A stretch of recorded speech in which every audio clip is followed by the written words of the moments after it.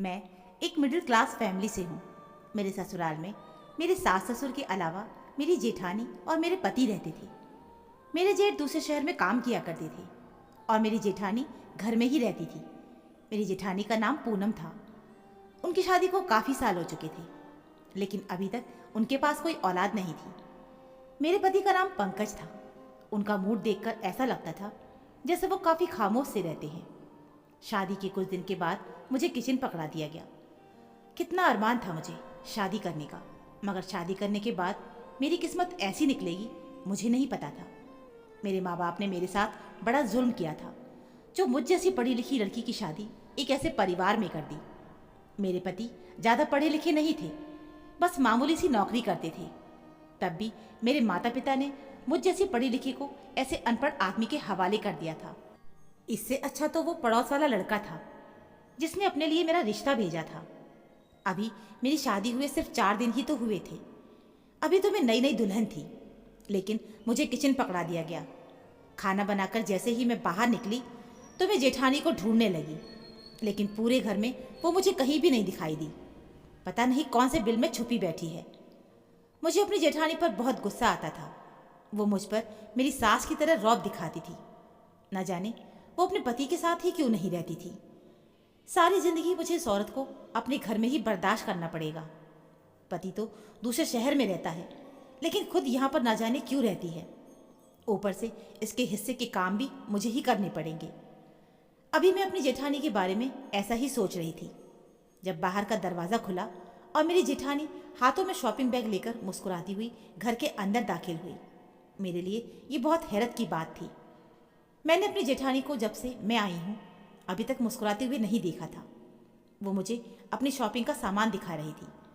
जैसे मेरी जेठानी की शक्ल थी उस हिसाब से तो ऐसा नहीं लगता था कि उनकी पसंद अच्छी होगी, लेकिन जब उन्होंने मुझे अपना सामान दिखाया तो उनकी पसंद बिल्कुल ही अलग थी। बहुत अच्छी और शानदार पसंद थी। फिर मैंने अपनी जेठानी से पूछा, भाभी आपके बच्चे अभी तक क्यों नहीं हुए?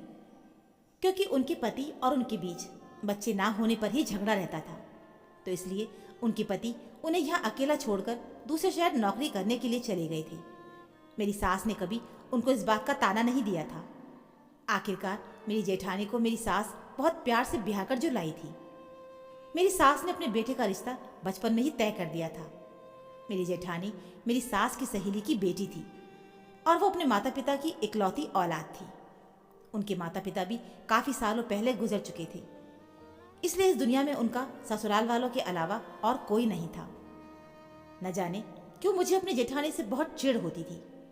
मैं जैसे ही कमरे से बाहर जाने लगी तभी मेरी जेठानी ने मुझे रोक लिया और एक पीली रंग की बहुत प्यारी सी साड़ी मुझे गिफ्ट करने लगी। मैंने उन्हें बहुत मना किया, मगर वो जिद कर रही थी, तो इसलिए मुझे वो साड़ी लेनी ही पड़ी। मगर सच कहूँ तो मेरा उस साड़ी पर दिल आया हुआ था, क्योंकि वो साड़ी बहुत ज़्यादा प्यारी लग रही थी। दूसरे दिन मैंने अपनी जेठानी को दी हुई साड़ी को पहन लिया। मैंने जब जेठानी की दी हुई साड़ी को पहना तो मेरे पति ने बड़ी हैरत से मुझसे पूछा कि ये साड़ी तुम्हारे पास कहाँ से आई? मैंने मुस्कुराते हुए बताया कि ये साड़ी मुझे भाभी ने दी थी। तो इस बात पर वो खुश होने की बजाय अजीब से मूड में हो गए थे और अपने माथे पर बल चढ़ाते हुए कहने लगे कि आइंदा भाभी के दिए हुए कपड़ों को पहनने की या उनकी दी हुई कोई भी चीज़ को लेने की कोई ज़रूरत नहीं है। वही पहनना जो मैं तुम्हें ला कर दूंगा। तुम्हारे सारे खर्चे उठाना मेरी जिम्मेदारी है, किसी और की नहीं। चलो जाओ, अब कपड़े चेंज करके आओ। अपने पति की ये बातें सुनकर मेरा दिल टूट गया था।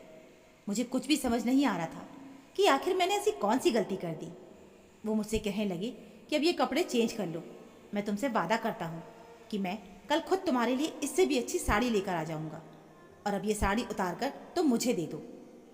अगर वो गुस्से से कहते तो शायद हम दोनों के बीच बहस हो जाती, मगर जब मेरे पति ने मुझसे प्यार से बात की तो मैं भी आराम से उठकर कपड़े चेंज करने चली गई थी। अगले दिन मेरे पति नई साड़ी लेकर मुझे गिफ्ट कर दी, मगर उस साड़ी को देखकर मेरा मूड खराब हो गया था, क्योंकि वो साड़ी बहुत चमकीली और भड़कीली थी।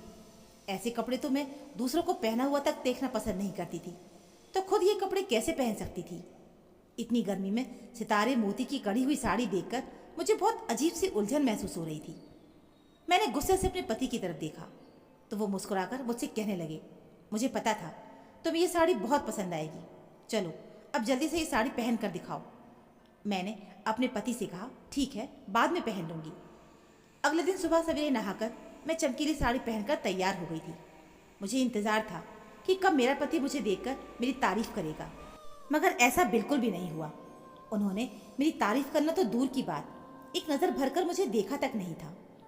मैं हैरत में आ गई थी कि भला ऐसे कैसे हो सकता है जो इंसान इतनी चाहत से कपड़े लाए और उसे उन कपड़ों को पहनने की जिद करे और बाद में वो उसे नज़र उठाकर तक नहीं देखे। फिर मैं खुद ही उनके सामने जाकर खड़ी हो गई थी और पूछा कि मैं कैसी लग रही हूँ इस साड़ी में। मेरी बात पर वो बस एक नज़र देखकर कहने लगे, हाँ अच्छी लग रही हो। ऐसा लग रहा था जैसे उनका मुझ में कोई इंटरेस्ट ही नहीं है। मेरा तो दिल ही टूट गया था।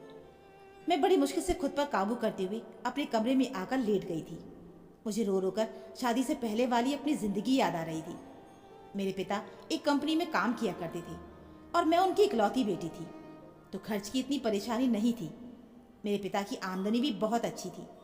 मेरी यूनिवर्सिटी में एक लड़का मुझे बहुत पसंद करता था। वो मेरे पड़ोस में ही रहता था। मैं भी उसे पसंद करती थी। जब उसने मेरे लिए रिश्ता भेजा तो मुझे इस बात का पूरा यकीन था कि मेरे पिता इस रिश्ते के लिए फ़ौरन ही मान जाएंगे। मेरे पिता ने उस लड़के के रिश्ते पर ज़्यादा ध्यान ही नहीं दिया था और ना ही मुझसे उसके बारे में कुछ पूछा था। मैं बहुत ही बेचैन हो रही थी कि मेरे पिता ने क्यों अभी तक कोई जवाब नहीं दिया। फिर बाद में मैंने उनसे खुद ही पूछ लिया था कि पड़ोस में रहने वाला शर्मा अंकल का बेटा, उसने मेरे लिए रिश्ता भेजा था। फिर क्या सोचा आपने उसके बारे में? मेरे पिता ने मुझे ऐसी नज़र से देखा कि मुझे शर्मिंदगी होने लगी और मुझसे कहने लगे कि क्या तुम्हारे कहने पर उस लड़के ने रिश्ता घर भेजा था? पिताजी की इस एक बात ने मुझे अंदर से घायल कर दिया था। मैंने इनकार कर दिया और कहा कि नहीं पिताजी। ये बात सुनकर मेरे पिताजी के चेहरे के हाव भाव बदल गए थे। मेरे पिताजी ने मेरे सर पर प्यार से हाथ रखा और कहने लगे कि मुझे पता था कि मेरी बेटी कभी भी ऐसा नहीं कर सकती। वो तो अपने माँ बाप की इज्जत का हमेशा ख्याल रखती है। मैं उस लड़के को पसंद करती थी, लेकिन अपने पापा के सामने डरती थी। मैं चाहती थी कि मेरे पिताजी जल्द से जल्द उस रिश्ते के लिए हाँ कर दें। पिताजी शाम के टाइम जब अपने दोस्त के घर से वापस आए तो वापसी पर उनके साथ एक और आदमी और उनका बेटा भी था। पिताजी ने हम दोनों माँ बेटी को उनसे मिलवाने के बाद माँ से कुछ अकेले में बात करने के लिए चले गए। कुछ देर के बाद जब उन दोनों की बात पूरी हो गई तो मेरे पिताजी ने मुझे अकेले में बात करने के लिए बुलाया। न जाने मेरे पिताजी मेरी ज़िंदगी का ऐसा कौन सा अहम फैसला करने जा रहे थे। मेरे पापा ने मेरी शादी इसी लड़के से तय कर दी और एक झटका तब लगा जब मेरे पिता ने मुझे बताया कि तुम्हारी शादी 1 घंटे के बाद मंदिर में हो रही है। ये सुनकर तो मेरे पैरों तले ज़मीन निकल गई थी। मैंने अपनी जल्दबाजी की शादी पर एक्शन उठाना चाहा, लेकिन मेरे कुछ भी कहने का मेरे पिता पर कोई असर नहीं हुआ। शादी के बाद मेरे पिता ने मुझे मेरे ससुराल विदा करके भेज दिया। मुझे पता था कि अब जो हो चुका है वो मुझे स्वीकार करना ही पड़ेगा। मेरी सास तो बहुत अच्छी औरत थी, मगर पति ऐसा मिला था जिसके पास हर काम के लिए टाइम होता था। उसके पास सिर्फ मेरे लिए ही टाइम नहीं होता था। मेरे पति ने मुझसे कह दिया था, जिस दिन तुमने मेरी भाभी के साथ किसी भी तरह की कोई बदतमीजी करने की कोशिश की तो वो दिन तुम्हारा इस घर में आखिरी दिन होगा। मुझे ऐसा लगता था जैसे इस घर में कुछ अजीब हो रहा है। फिर मैंने बातों ही बातों में अपनी सास से कुछ उगलवाने की कोशिश की, मगर मेरी सास बहुत ही सीधी औरत थी। जब पंकज के कहने पर मैंने नई साड़ी पहनी और उन्होंने मुझे देखना तक पसंद नहीं किया तो एकदम से मेरा दिल टूट गया था। एक दिन कुछ अजीब सा हुआ। मेरे पति ने मुझे एक बहुत खूबसूरत लहंगा ला कर दिया। ये लहंगा भी बहुत ही चमकीला था। मेरे पति ने मुझसे कहा कि हर हाल में तुम्हें यह लहंगा पहनना ही पहनना है। मैंने उनसे हैरानी से पूछा कि आखिर ऐसा क्यों। मैंने अपने पति से कहा कि साड़ी पहनना एक अलग बात है, लेकिन ये लहंगा मैं बेवजह ऐसे घर में नहीं पहन सकती।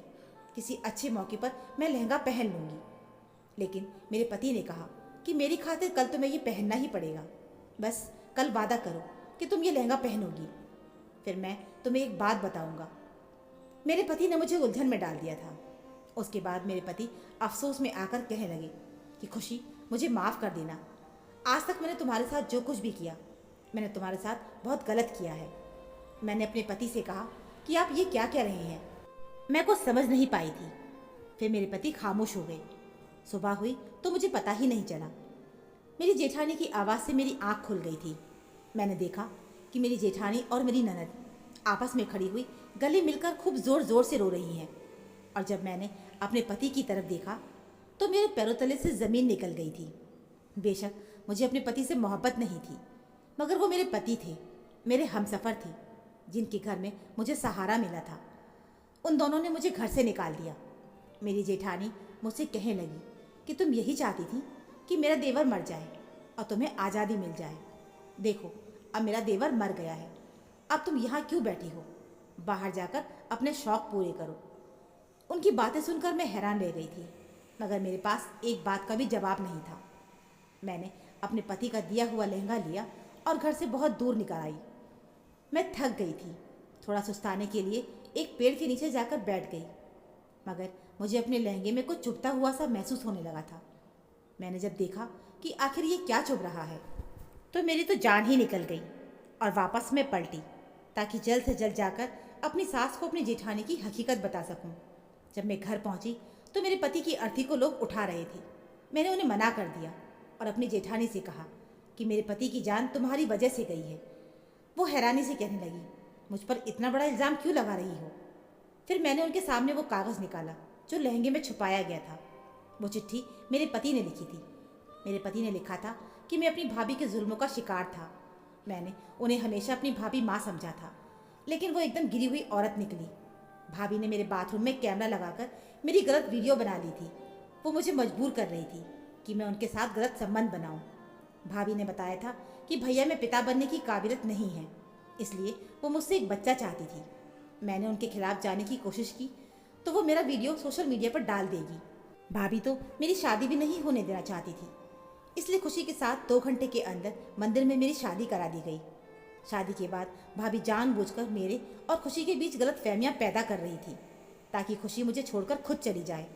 फिर कल रात भाभी ने मुझे नशे में करके अपनी ज़रूरत पूरी करी। उन्होंने मेरी आत्मा को मार दिया था। मैं खुशी से नज़र मिलाने के लायक नहीं रहा, इसलिए मैं इस दुनिया से जा रहा हूँ। ये पढ़कर मेरी सास ज़मीन पर धम से गिर पड़ी। जेठानी जी अपनी सफाई में बहुत कुछ कहना चाहती थी, लेकिन उनकी किसी ने नहीं सुनी, क्योंकि उनका गुनाह ही बहुत बड़ा था। मैं अब अपने मायके नहीं गई, उसकी वजह थी मेरी सासू माँ। मैं उनका सहारा बन गई थी। कुछ दिन के बाद पता चला कि मैं प्रेग्नेंट हूँ। इतने बड़े दुख के बाद एक खुशी की लहर दौड़ गई थी। मेरी जेठानी अब जेल में है और नंद की शादी हो गई है। मैं अपने सास ससुर के साथ अपने बच्चे का आने का इंतज़ार कर रही हूँ। धीरे धीरे मेरी ज़िंदगी अब पटरी पर आ रही थी। तो दोस्तों, उम्मीद है मुझे आपको हमारी ये कहानी ज़रूर पसंद आई होगी। कहानी अच्छी लगी हो तो प्लीज़ वीडियो को लाइक और चैनल को सब्सक्राइब ज़रूर कर लीजिएगा। मिलते हैं फिर एक नई कहानी के साथ। कहानी सुनने के लिए आप सभी का बहुत बहुत धन्यवाद।